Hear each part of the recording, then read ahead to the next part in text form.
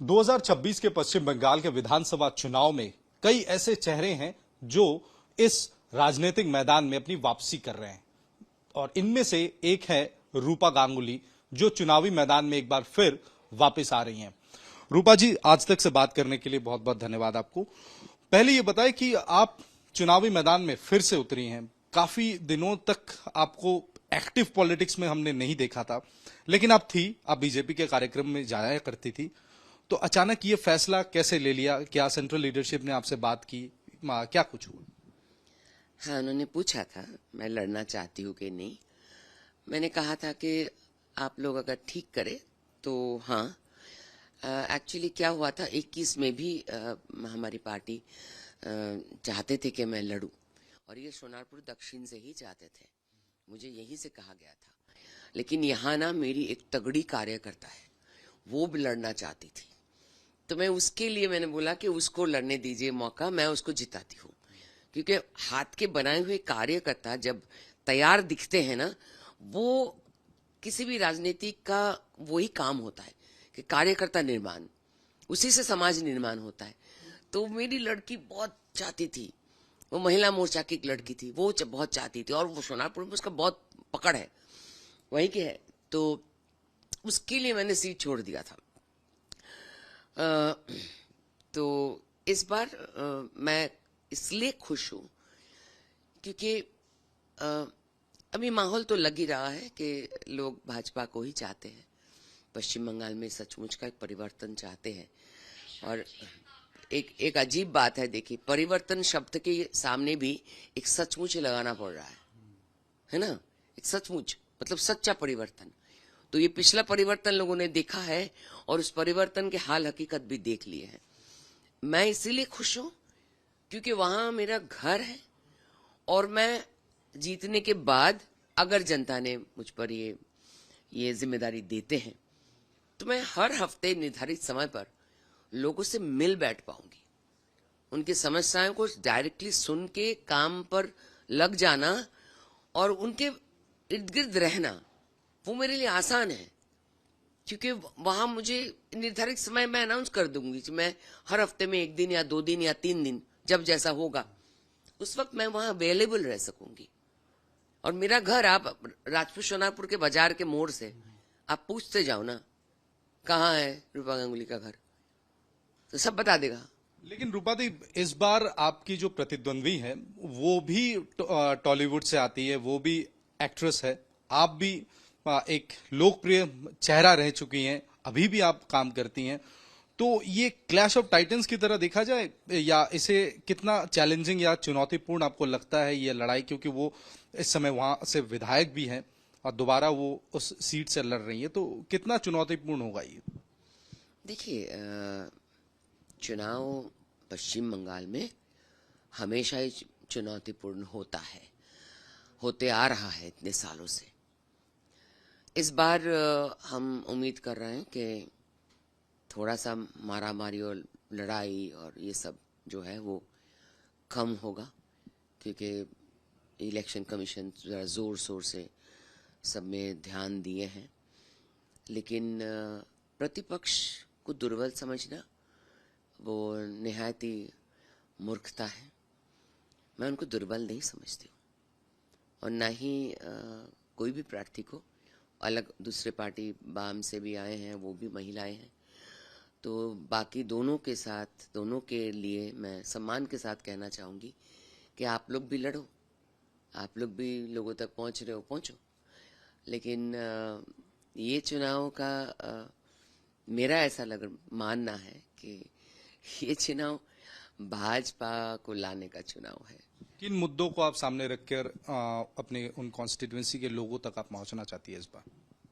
बहुत सारे इश्यूज हैं, वो साउथ 24 परगना के अलग अलग असेंबली में बहुत सारे इश्यूज हैं जो मैं 10 साल से, मतलब 2015 में मैंने ज्वाइन किया राजनीति, तब से देखे जा रही हूँ। वहाँ बहुत सारे बाजी फैक्ट्री के नाम से बम फैक्ट्री चलता है, लोगों को जला के मारा जाता है, क्या क्या नहीं होता वहाँ पे, पीट के टांग दिया जाता है, ऐसे बहुत सारे घटनाएं देखे।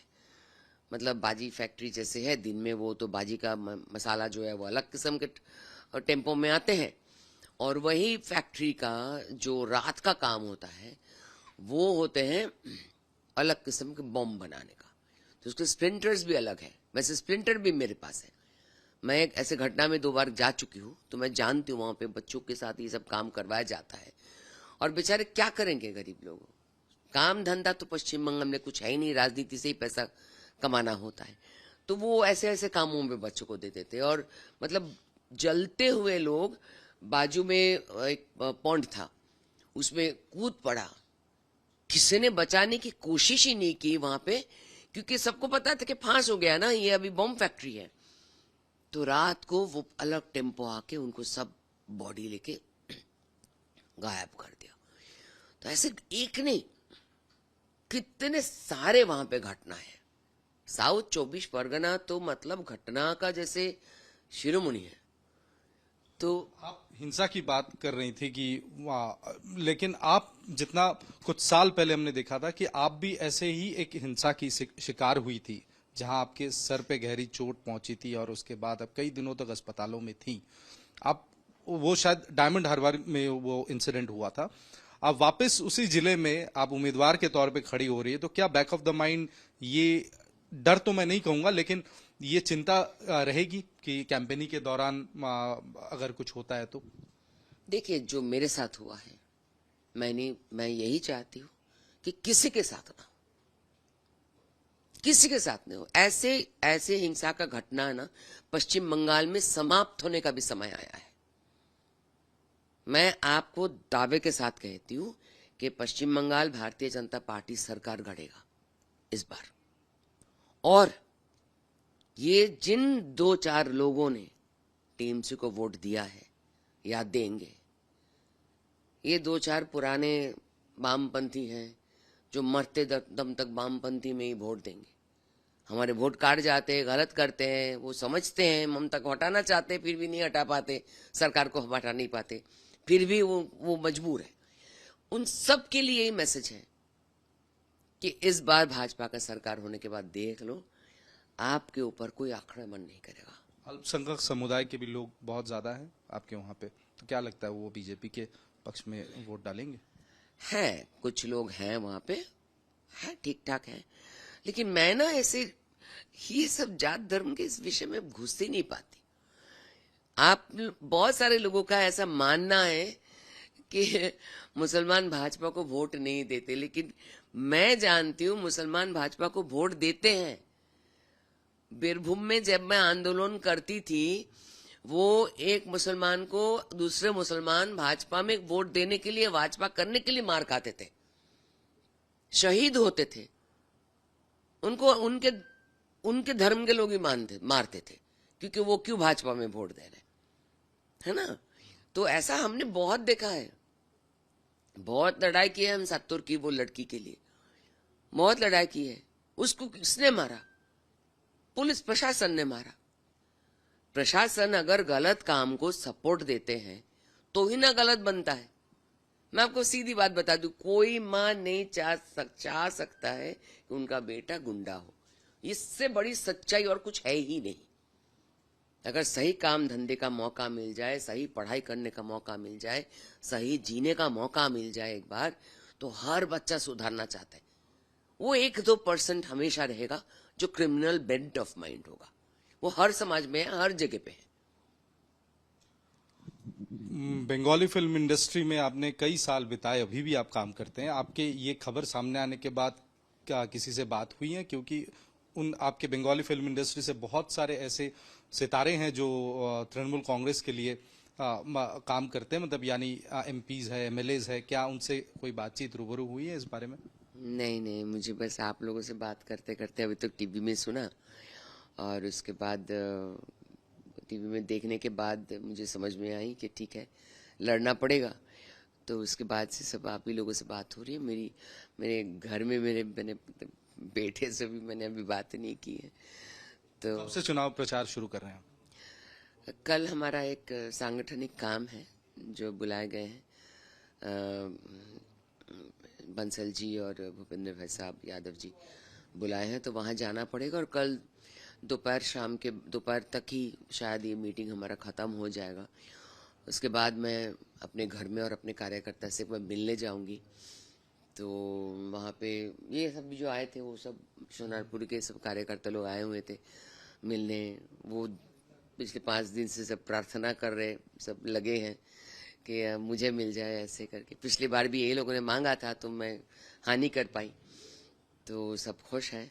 आखिरी सवाल आपसे, इस बार चुनाव में तकरीबन 2000 से ज्यादा कंपनियां आ रही हैं सेंट्रल फोर्सेस की, तो क्या लगता है आखिरकार इस बार चुनाव शांतिपूर्ण तरीके से होगा? हाँ, एक तो बहुत सारे अलग अलग प्रक्रिया निकाले हैं इलेक्शन कमीशन, जो हमको दिख रहा था, और कुछ ऑफिसर्स भी चेंज किए हैं जो पिछली बार के हिंसा के घटना के बाद उन्होंने एक्ट नहीं किया। हाँ, वैसे कोई ऑफिसर्स के लिस्ट भी जिस टीवी में ही देख रहे थे कि वैसे कोई ऑफिसर्स के लिस्ट ऐसे निकाले गए हैं, उनको शिफ्ट किया जाएगा।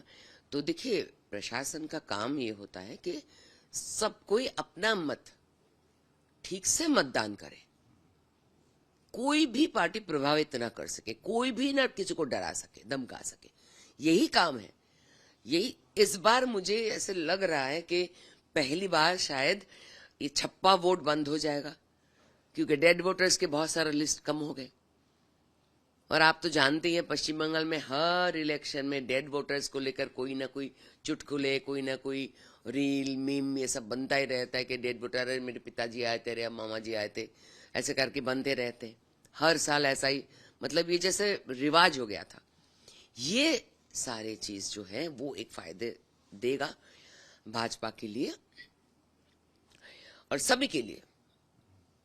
ये जो छप्पा लगाने वाले, उसका इस बार थोड़ा मौका मिलेगा नहीं, कम मिलेगा नहीं, मिलेगा नहीं।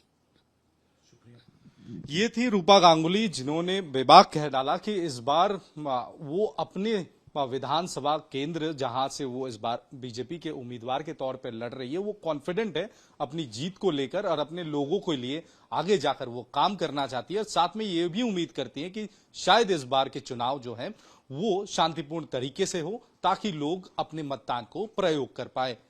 वीडियो जर्नलिस्ट लेसन लोध के साथ तपस सेन गुप्ता, आज तक, कोलकाता।